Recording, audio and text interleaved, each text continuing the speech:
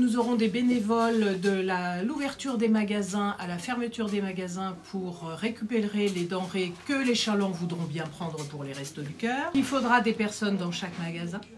Qu'il faudra des personnes aussi à l'Intermarché pour trier sur place parce qu'on n'a pas la place ici de récupérer tout des Intermarchés. Donc ça se passe à Saint-Martin, Intermarché. Et en plus de nos bénévoles, il faut qu'on trouve une centaine de bénévoles d'un jour. Pour récupérer les denrées, sachant que l'année dernière, on a récupéré 10 tonnes, donc on espère récupérer plus cette année parce qu'on a besoin de davantage. Il y a à la fois plus de personnes qui ont besoin, avec l'augmentation de l'énergie et du coût de la vie. C'est clair que des familles qui étaient juste à l'équilibre se retrouvent en déséquilibre, ça c'est un.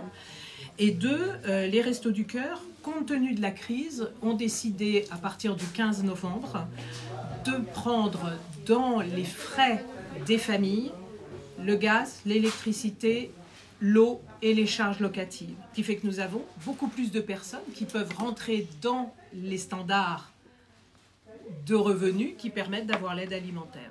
On a élargi en fait les conditions, ce qui fait qu'il y a plus de familles qui sont éligibles.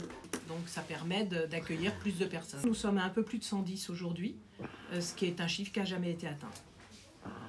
Et ça continue puisque chaque semaine nous accueillons des nouvelles personnes qui frappent à la porte. C'est le jeudi après-midi, la distribution. Alors, les denrées, on les récupère de plusieurs sources. Si c'est des sources internes aux Restos du Cœur, ce sont les Restos du Cœur au national ou au département qui achètent des denrées qui nous sont livrées. On passe des commandes selon les stocks qu'il y a. On a des stocks européens, c'est-à-dire que l'Europe nous donne des denrées directement, pas de l'argent mais des denrées que nous recevons.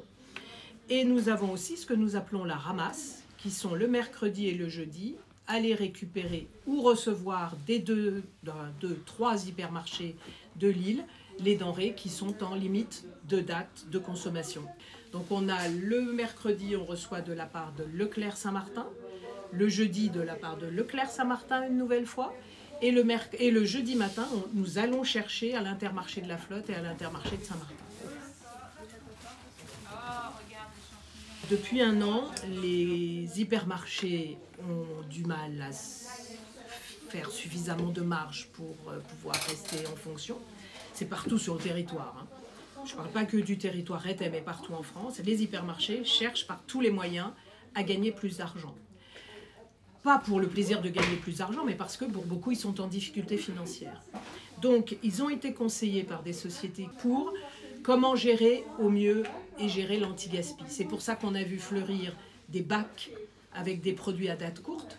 Et maintenant, on voit aussi des légumes proposés à date courte. Donc en fait, nous, tous ces produits que nous avions avant, on ne les a pas.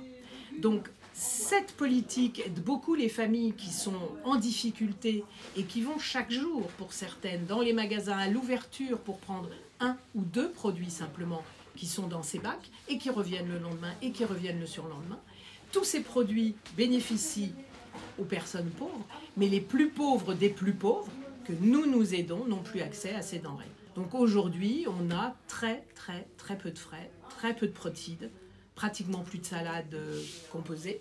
Donc on est beaucoup, malheureusement, à devoir distribuer des produits surgelés en matière de protides.